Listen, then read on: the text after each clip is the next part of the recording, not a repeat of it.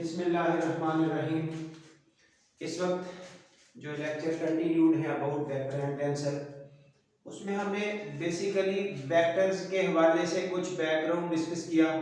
उसके बाद जो डेल ऑपरेटर आमतौर पे डील किया जाता है जगह जगह, आगे चल के टेंसर वगैरह में भी यूज़ होना है, तो उसका कुछ यूज़ समझाया, कुछ उसकी बेसिक्स बताई कि वो क्या था।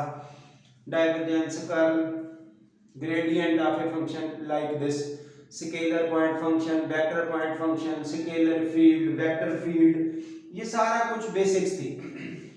अब आगे बढ़ते हुए ये फिर से उसी तरह की बैकग्राउंड बन रही है about line integral, surface integral, volume integral, जिसमें Green's theorem, divergence theorem, Stokes theorem, ये इस तरह की चीजें एंगेज होनी है जो हमारी जरूरत की है। तो इस हवाले से ये जरा बेसिक्स देखिए। लाइन इंटीग्रल किस इंटीग्रल का नाम है? असल में ये जनरलाइजेशन होती है एक डेफिनेट इंटीग्रल की, वो भी बातें होती जाएंगी। फिलहाल इसकी स्टेटमेंट पढ़िए। Line integral, integral which is to be evaluated along the line, किसी लाइन के अबाउट जब उसको एवेल्युएट करेंगे तो वो आपके पास डेफिनेट ये लाइन इंटीग्रल कहलाता है। यानी कि जैसा कि नाम से जाहिर है, इंटीग्रल एवेल्युएटेड अलोंग ए लाइन। अब इस हवाले से यहां जब एक वेक्टर पॉइंट फंक्शन की बात करेंगे, लेट एफ बी ए वेक्टर पॉइंट फंक्शन, एफ उसका नाम एक्स वाई जी फॉर्म में रखें या इस तरह रखें, ये एक वेक्टर पॉइंट फंक्शन। सी एक कर्व अगर दे दी जाए, कर्व पर दो पॉइंट लगाए जा रहे हैं कि कहां से कहां तक, तो उस वक्त लाइन इंटीग्रल होगा from A to B, from A to B. ये अब किस सेंस में आता है? क्योंकि ये डेफिनेट इंटीग्रल की जनरलाइजेशन चलनी है। ए से बी तक F dot D R, F वो वेक्टर पॉइंट फंक्शन। अब जो डी आर है ये क्या चीज है? लाइन इंटीग्रल, ये डी आर के हवाले से जरा डिस्कशन सुन लें। ये देखिए, आर हमेशा से पोजीशन वेक्टर का नाम है जो हमने वेक्टर में भी डिस्कस किया, एक्स आई वाई जे और जी के। जब इस पर डिफरेंशियल अप्लाई किया, डिफरेंशियल मींस आप डी सब के साथ अप्लाई कर रहे हैं, D X D Y D J, तो इस वाले डी आर वेक्टर को बोलते हैं differential displacement vector. Differential displacement vector, ये आपका इस जगह इंटीग्रल इस एफ के साथ डॉट प्रोडक्ट आएगा। उसके बाद more generally the line integral along the curve C is given by, अगर हम ये ए बी पॉइंट को ड्रॉप कर दें, हमें जस्ट इतना कह दिया जाए ये कोई कर्व जा रही है, तो जस्ट सिंपल नाम सी भी लिख सकते हैं उन लिमिट्स को हटा के। अब कर्व कितनी दूर जानी है, जहां से शुरू हुई जहां खत्म हुई, वो आप इधर लिमिट्स ऑफ इंटीग्रेशन यूज कर सकते हैं। वैसे ए से बी तो लिखा ही हुआ है।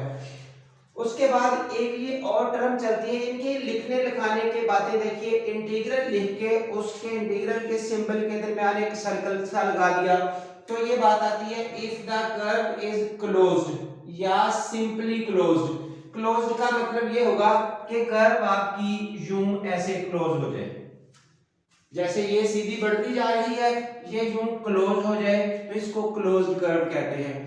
एक सिंपली क्लोज्ड कर्व होती है, ऐसे ये भी आगे चल के आएंगी बातें। फिलहाल इससे रिलेटेड जितनी बात आप समझ सकते हैं समझते जाइए।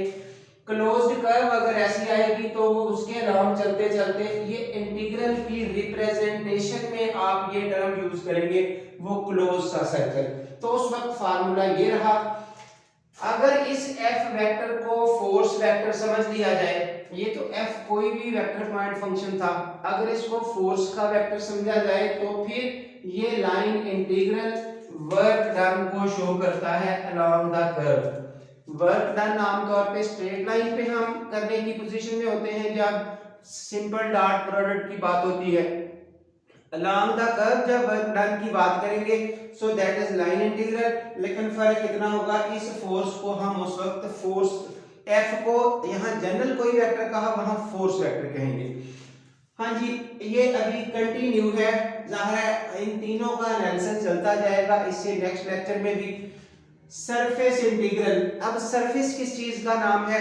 सरफेस आम जैसे ये बना दी, कोई भी किसी तरह की सतह कह ले सरफेस, तो उसका उसके इंटीग्रल डबल इंटीग्रल के थ्रू हल किया जाता है। क्योंकि जब सरफेस बनानी है तो ऐसे प्लेन टाइप डाटा होगा, उसमें एक एक्स कोऑर्डिनेट होगा, उसमें एक वाई कोऑर्डिनेट होगा, दो कोऑर्डिनेट लेके वो सरफेस बनेगी। लाइन तो जाहिर है एक कोऑर्डिनेट के अलोंग चलती जाएगी, या एक्स एक्सिस के अलोंग या वाई एक्सिस के अलोंग, जो लाइन इंटीग्रल की बात हुई, इसलिए सिंगल इंटीग्रल आया। अब सरफेस जब बनानी है, जैसे ये दीवार एक सरफेस है, बोर्ड एक सरफेस है, इसका एक्स भी होगा, इसका वाई भी होगा, अगर इसको यूं प्लेन बनाते हैं तो देन आपको ये दो इंटीग्रल यूज करने पड़ेंगे, इसलिए सरफेस इंटीग्रल में आपको ये डबल इंटीग्रल से वास्ता पड़ेगा। ये देखिए if S is a surface F उसी तरह वेक्टर पॉइंट फंक्शन है, continuous over the surface S, ये उसकी प्रॉपर्टीज में शामिल है। तो देन आपके पास सरफेस इंटीग्रल का ये स्ट्रक्चर है। ये एक चीज यूनिट वेक्टर फॉर्मेट में भी लिखी जाती है, यूनिट नॉर्मल अगर बनाया जाए, ये आगे चल के अभी डिस्कस कर दिया जाएगा कि यूनिट नॉर्मल किस तरह से आता है। ये असल में अब टॉपिक वेक्टर के ही बढ़ते आ रहे हैं, अगर हम वेक्टर को ही पढ़ते जाएंगे तो शायद फिर वेक्टर का काम ही इतना ज्यादा बन जाएगा। तो ये चीजें अंडरस्टूड हैं, यूनिट नॉर्मल वेक्टर एक सरफेस पर कैसे बनाया जाता है, ये उसका फार्मूला। तो इसी लाइन इंटीग्रल को ऐसे लिख सकते हैं, डबल इंटीग्रल के साथ एस। यहां पर अगर सरफेस क्लोज हो जाए, सरफेस क्लोज होने का मतलब इसी तरह की सरफेस, जैसे एक सर्कल टाइप चीज बंद हो रही है लेकिन वो पट्टी सी आके बंद हो रही हो, तो ऐसी सरफेस क्लोज सरफेस के लिए सिर्फ ये इंटीग्रेशन के सिंबल लिखने का फर्क है। उस डबल इंटीग्रल के ऊपर आप एक इस तरह से सर्कल कर देंगे। तीसरी टर्म आ रही है volume integral. As per routine F एक वेक्टर पॉइंट फंक्शन है, ये सब में वेक्टर पॉइंट फंक्शन को यूज कर रहे हैं तरतीब से, वेक्टर पॉइंट फंक्शन है। अब जिस वक्त वॉल्यूम लेना है तो वॉल्यूम में length multiply by width multiply by height आती है किसी चीज की। जब भी वॉल्यूम कैलकुलेट किया जाएगा तो जब तीन कोऑर्डिनेट ऐड हो गए, सॉल्यूशन में क्या आएगा, ट्रिपल इंटीग्रल। इसलिए वॉल्यूम इंटीग्रल हल करने के लिए ट्रिपल इंटीग्रल यूज होगा। इधर अब एक रीजन की बात होना शुरू हो गई, रीजन आर मींस जैसे एक फुटबॉल है, जैसे एक स्टोन है, पत्थर चीज है, तो उसका वॉल्यूम बनाना है, उसकी लेंथ होगी, विड्थ होगी और हाइट होगी, तीनों चीजें होंगी।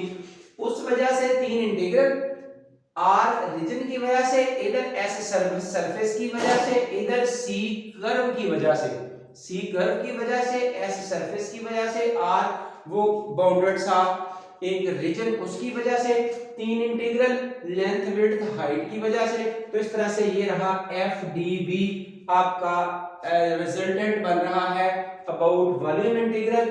तो इस तरह से ये अगर स्केलर पॉइंट फंक्शन आ जाए तो उस एफ की जगह पर हम फाई लिखेंगे डी बी, जो डी बी है वो वॉल्यूम एलिमेंट का नाम है। इस वक्त यानी कि इस लेक्चर का जो मकसद था वो आपको सिंपल वे में लाइन इंटीग्रल, सरफेस इंटीग्रल और वॉल्यूम इंटीग्रल का कुछ बैकग्राउंड समझाना था। अभी इसी लेक्चर को हम कंटिन्यू कर रहे हैं, यहाँ पर फिर टाइम ज्यादा हो जाना है। इसको क्लोज करते हुए इसका अगला वर्जन 9A बना रहे हैं, जिसमें ये लाइन, सरफेस और वॉल्यूम इंटीग्रल का स्ट्रक्चर आपको मजीद क्लैरिफाई करने में हेल्प मिलेगी। सो हमारे साथ रहिएगा। इस लेक्चर के बाद इंशाल्लाह ये जब तक लाइन, सरफेस और वॉल्यूम को क्लियर नहीं करते हम जाएंगे नहीं। Thank you very much.